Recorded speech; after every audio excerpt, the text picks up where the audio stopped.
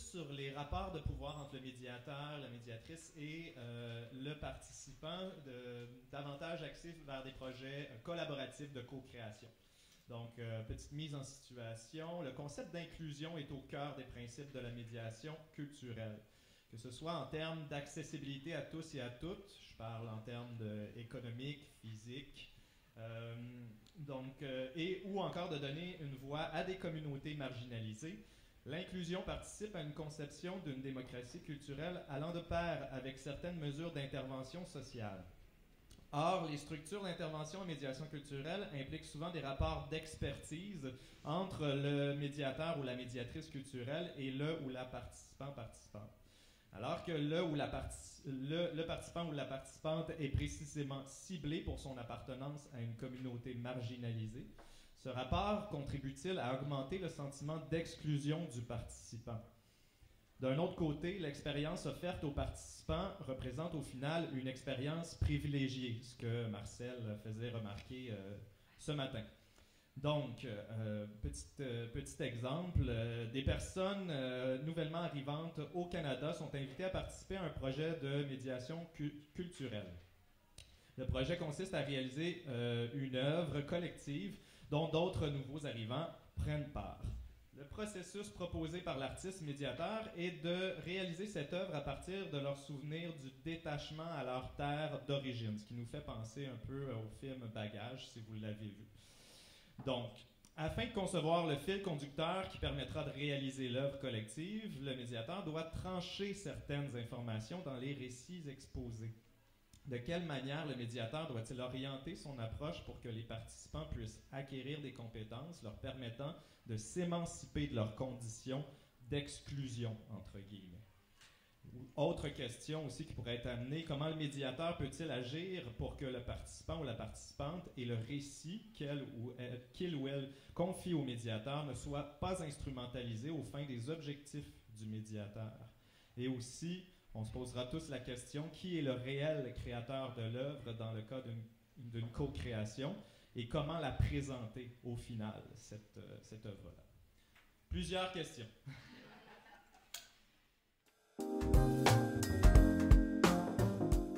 On a commencé par la première étape qu'on a eue, c'était de se dire, identifions un cas ou identifions des paramètres récurrents dans ce cas particulier.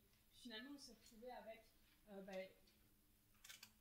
l'œuvre, qui est le premier paramètre récurrent, les figures des parties prenantes, donc médiateur, médiatrice, artiste, participant, et l'un n'étant pas forcément, ces rôles peuvent s'interpénétrer aussi, le médiateur peut être aussi l'artiste, le participant peut être aussi considéré comme l'artiste.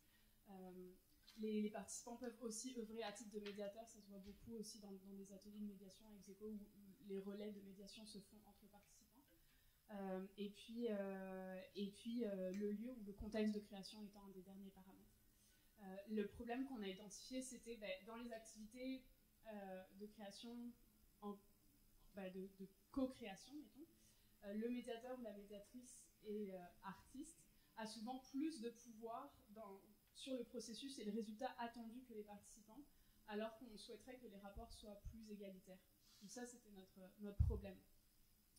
On a un peu exploré différents cas de figure, des cas pratiques, en se disant, ok, quel cas concret on peut observer autour de nous. Je ne sais pas si vous avez vu le film Gabriel, par exemple. C'est un bon exemple qu'on a eu en tête d'un film très basiquement qui a été créé avec des artistes professionnels ou en formation professionnelle de l'organisme Lénus, qui est un organisme en art de la scène pour des personnes qui sont neuroatypiques. Le film Bagage aussi, à partir des témoignages d'enfants issus des communautés culturelles. On a vu l'exemple aussi de Nicolas qui a été artiste invité à une résidence artistique, au programme de résidence artistique d'Execo qui s'appelle Métissage urbain. Puis là, il s'agit de créer une œuvre dans l'espace urbain, mais parfois aussi dans des milieux communautaires ou institutionnels, ça peut arriver.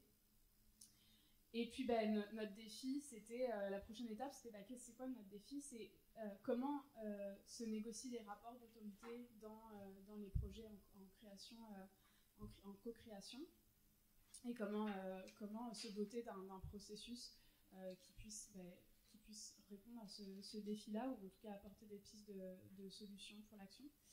Il n'y a pas vraiment de surprise dans ce qu'on a dit, mais on est arrivé à un consensus assez facilement. D'abord, une posture éthique, réflexive et partagée entre toutes les parties prenantes, qui peut être révisée au fur et à mesure du processus de création. Mais la base de cette posture, c'est de se dire on est tous et toutes en situation d'égalité autour de la création, donc on va déterminer les rôles de chacun et chacune, mais ça c'est une autre étape, identifier les acteurs et les actrices de la création, et leur rôle et leurs expertises propres. Quel va être le rôle de l'artiste, quel va être le rôle de la médiateur ou de la médiatrice, du médiateur ou de la médiatrice, quel va être le rôle des participants, et les autres rôles qui peuvent intervenir aussi, s'il y a des enseignants par exemple, s'il y a des travailleurs sociaux qui se joignent aussi à la création ou à l'accompagnement, à la médiation.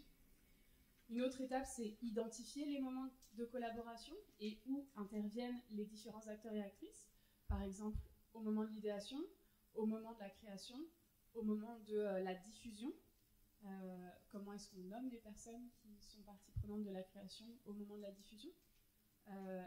Une dernière étape du processus, ce serait identifier les contextes de création. C'est important pour savoir comment va se réaliser la création. Est-ce qu'on est dans la rue, dans un milieu communautaire, est-ce qu'on est dans un milieu institutionnel, tout ça. Et ce processus-là, il est un peu en aller-retour permanent. Toutes les étapes se répondent de façon continue dans le processus de création, donc il faut les avoir à l'esprit toutes en même temps.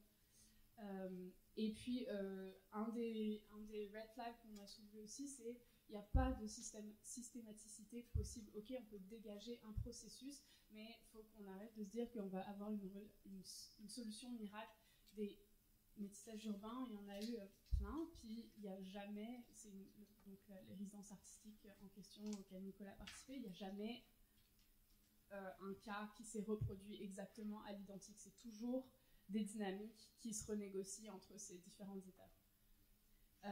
Et de ce fait, un autre red flag, c'est garder à l'esprit de rester flexible et de prendre le temps, parce que le statu quo peut changer entre les rapports d'autorité ou de pouvoir ou de paternité ou maternité de la création à n'importe quel moment du processus. Il y a aussi ça dans le rôle du médiateur, c'est de s'assurer qu'on reste dans ces rapports d'égalité-là, peu importe le moment de la création. Donc c'est pas toujours avec les deadlines puis les financements qui imposent ces deadlines aussi. C'est pas toujours évident, mais c'est bon de le garder en tête. Voilà.